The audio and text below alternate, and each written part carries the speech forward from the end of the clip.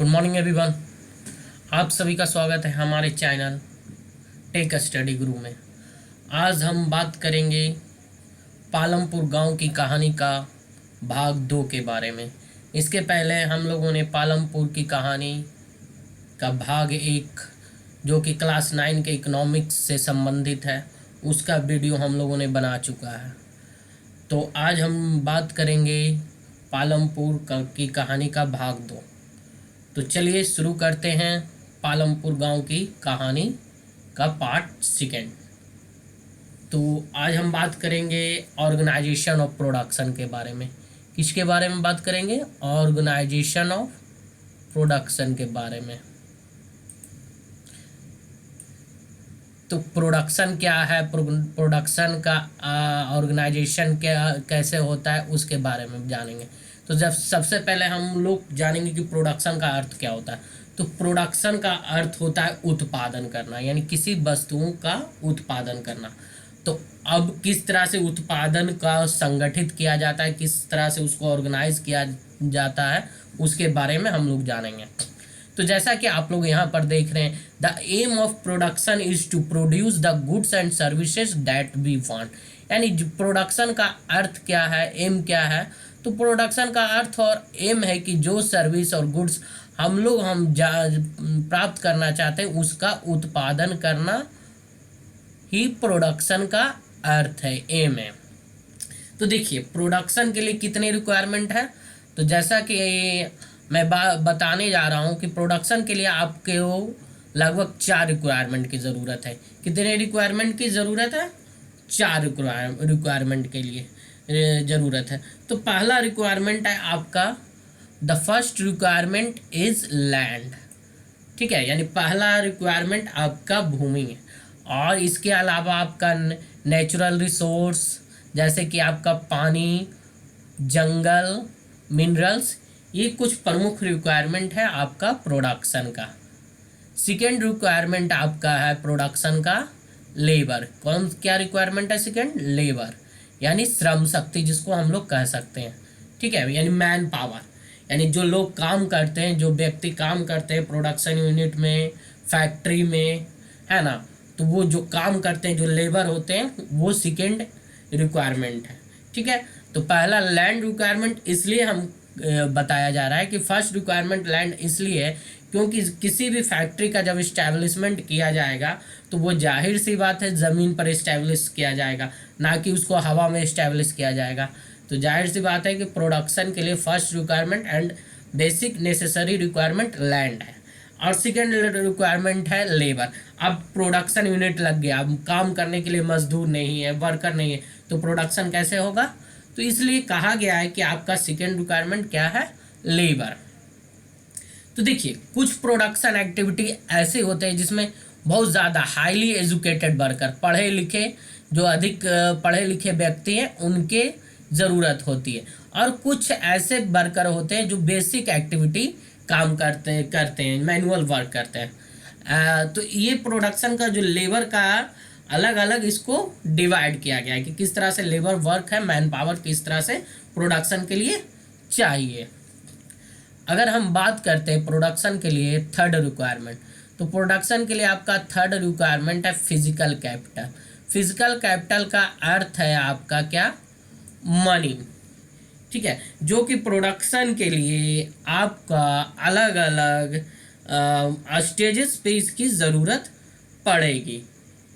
कई तरह के काम होते हैं जिसकी ज़रूरत होती है प्रोडक्शन के दौरान, इनपुट के लिए, आउटपुट के लिए। वो क्या क्या इसके अंदर आते हैं फिजिकल कैपिटल के अंदर, वो हम लोग जानेंगे। फिजिकल कैपिटल के अंदर क्या क्या प्रोडक्शन के अंतर्गत आते हैं वो हम लोग जानेंगे। तो देखिए पहला आपका आता है टूल्स, मशीन, बिल्डिंग्स, यानी औजार, मशीन और भवन।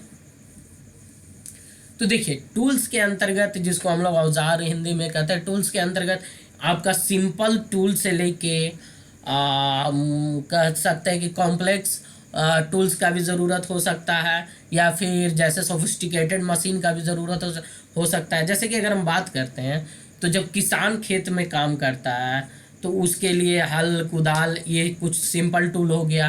वहीं अगर हम बात करते हैं कुछ कॉम्प्लेक्स टूल या सोफिस्टिकेटेड टूल्स या मशीन, जैसे कि आपका जनरेटर, टरबाइन, कंप्यूटर, ये कुछ सोफिस्टिकेटेड टूल्स है जो प्रोडक्शन के लिए ज़रूरी है। इसके अलावा जब हम प्रोडक्शन के लिए ज़रूरी है, इसके अलावा जब हम बात किए हैं लैंड के बारे में, तो जाहिर सी बात है लैंड है तो जो बिल्डिंग बनेगा, भवन बनेगा, वो भी एक इम्पॉर्टेंट पार्ट है प्रोडक्शन का।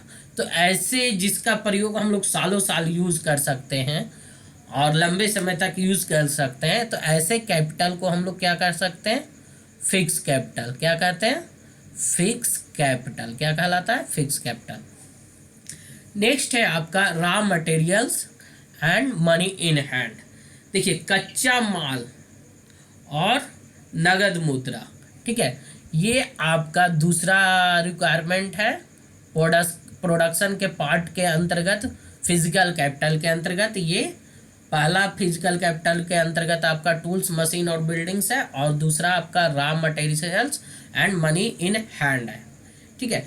तो जैसा कि आप लोग देख रहे हैं, प्रोडक्शन आपका रिक्वायर करता है अलग अलग प्रकार के प्रोडक्शन में कच्चे माल की आवश्यकता होती है, अलग अलग रॉ मटेरियल की आवश्यकता होता है। जैसे कि अगर हम बात करते हैं, जैसे कि वीवर यानी बुनकर जो यूज़ करता है तागा, उसके लिए कच्चा माल हुआ, या फिर जो पॉटर है यानी कुम्हार है जो यूज़ कर रहा है मिट्टी बर्तन बनाने के लिए, वो उसके लिए क्या हुआ, कच्चा माल हुआ। क्ले किसके लिए कच्चा माल हुआ, पॉटर के लिए, है ना। और वीवर के लिए कच्चा माल हो गया तागा, सूत, ठीक है। तो ये आपका रॉ मटेरियल की ज़रूरत होती है। अब देखिए उत्पादन के दौरान, ठीक है, आपका सामान खरीदने के लिए पैसे की ज़रूरत होती है, इसके अलावा और दूसरे आइटम खरीदने की ज़रूरत होती है, ठीक है। तो जो रॉ मटेरियल है ना, रॉ मटेरियल और जो हाथ में पैसा है, ठीक है, यानी जो प्रोडक्शन के लिए जो मनी की ज़रूरत है, वो कहलाता है आपका वर्किंग कैपिटल। क्या कहलाता है, वर्किंग कैपिटल। तो ये आपका वर्किंग कैपिटल कहलाता है। इस जैसे कि अगर हम बात करते हैं औजार, है ना, औजार है आपका, बिल्डिंग्स है, तो ये लंबे समय तक चलता है। लेकिन वर्किंग कैपिटल जब तक आपका प्रोडक्शन हो रहा है तब तक ये समाप्त हो भी सकता है ना। तो इस प्रकार से हम लोग इसको डिवाइड किए फिक्स्ड कैपिटल और वर्किंग कैपिटल में। फिक्स्ड कैपिटल में आपका क्या आता है, तो वैसा कैपिटल जो लंबे समय तक आपका चले, आपका काम दे प्रोडक्शन यूनिट में, वैसे कैपिटल को हम लोग फिक्स कैपिटल कहते हैं। जैसे कि अगर हम बात करते हैं छोटे छोटे औजार से लेके बड़े बड़े औजार, generator, turbine, computer, tools, machine, buildings, है ना, ये सब क्या है आपका फिक्स्ड कैपिटल। यानी अगर सिंपल शब्दों में बात करें तो वैसा कैपिटल जिसका प्रयोग हम लंबे समय तक करते हैं वो फिक्स कैपिटल कहलाता है। लेकिन वर्किंग कैपिटल वैसे कैपिटल को कहते हैं कि जो मेरा प्रोडक्शन यूनिट के दौरान वो प्रयोग किया जाता है और समाप्त होने की जिसकी संभावना रहती है, वैसे कैपिटल को हम लोग वर्किंग कैपिटल कहते हैं। तो जैसे कि रॉ मटेरियल, तो प्रोडक्शन के दौरान रॉ मटेरियल से आप तैयार माल बनाते हैं, है ना, रेडी मटेरियल बनाते हैं, और जो आपका मनी है जो इन्वेस्ट कर रहे हैं तो वो प्रोडक्शन के दौरान खत्म हो जाता है। इस कारण इसको हम लोग क्या कहें, वर्किंग कैपिटल। इसके अलावा आपका चौथा रिक्वायरमेंट भी है, ठीक है। अब चौथा रिक्वायरमेंट क्या है, फोर्थ रिक्वायरमेंट। तो देखिए चौथा रिक्वायरमेंट है आपको मार्केट का जानकारी होना चाहिए, बाजार में बिक्री करने के लिए जानकारी होना चाहिए। अब आपको भूमि, श्रम और भौतिक पूंजी को एक साथ लाना होगा, तभी आपका क्या प्रोडक्ट हो सकता है, बाजार में सेल किया जा सकता है। तो ये आप या तो खुद सेल करेंगे या फिर आप किसी के थ्रू सेल करेंगे मार्केट में, ठीक है। तो ऐसे कैपिटल को जो आपको सेल करने में हेल्प करता है, तो ऐसे कैपिटल को हम लोग क्या कहते हैं, ह्यूमन कैपिटल कहते हैं। ह्यूमन कैपिटल क्या है, ये हम लोग नेक्स्ट चैप्टर में बात करेंगे, नेक्स्ट चैप्टर में पढ़ेंगे। यानी ह्यूमन कैपिटल का अगर हम सिंपल रूप से अगर आपको इंट्रो देना चाहें, तो आपका जो प्रोडक्ट यूनिट तैयार हुआ, जो प्रोडक्शन तैयार हुआ, उसको बाज़ार में ले जाकर सेल करना, उसके बारे में बताना, उसके बारे में इनकरेज करना लोगों को परचेज करने के लिए। तो जो आपका ये काम कर रहा है वो क्या कहला गया, एक तरह से ह्यूमन कैपिटल। यानी जो व्यक्ति आपके प्रोडक्शन में हेल्प कर रहा है, आपके बिक्री में हेल्प कर रहा है, वो व्यक्ति आपके लिए एज ए ह्यूमन कैपिटल के रूप में वर्क कर रहा है।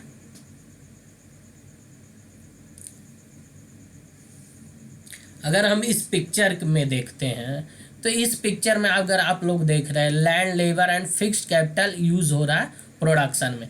तो देखिए अब जाहिर सी बात है, ये जो फैक्ट्री इस्टेब्लिश किया गया है वो जाहिर सी बात है भूमि पर इस्टेब्लिश किया गया है। तो लैंड है ना। लेबर, ये व्यक्ति क्या है, तो ये व्यक्ति लेबर हो गया, जो लेबरर के रूप में काम कर रहा है ना। और फिक्स्ड कैपिटल है आपका ये जो मशीन हो गया, जो मशीन मेरा लंबे समय तक यूज़ किया जा रहा है वो आपका क्या हुआ, फिक्स्ड कैपिटल के रूप में हुआ। तो उम्मीद है कि ये फिगर आपको समझ में आया होगा। ठीक है, अब हम बात करते हैं। तो देखिए जो भी प्रोडक्शन होता है वो आपको every production is organised by combining land, labour, physical capital and human capital which are known as factor of production. यानी देखिए जो भी प्रोडक्शन है उसको अगर हम लोग ऑर्गेनाइज करते हैं और कंबाइन करते हैं, जैसे कि आपका भूमि है, श्रम है, फिजिकल कैपिटल है, ह्यूमन कैपिटल है, तो ये सभी चीज़ों को हम लोग मिलाकर क्या करते हैं, फैक्टर्स ऑफ प्रोडक्शन यानी उत्पादन का कारक।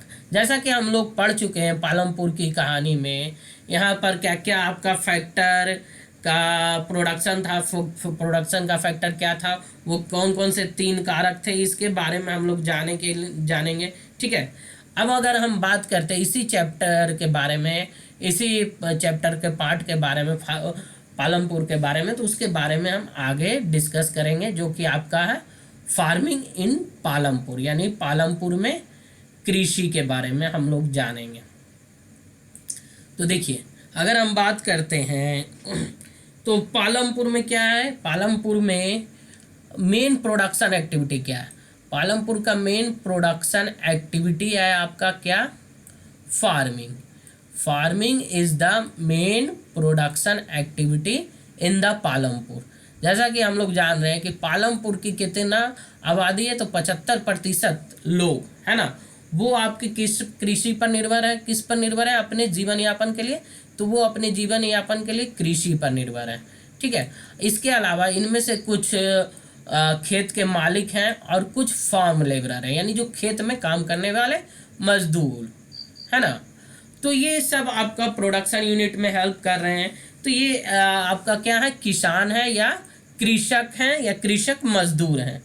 ठीक है, तो ये सभी किससे जुड़े हुए हैं, उत्पादन से जुड़े हुए हैं, खेती के उत्पादन से।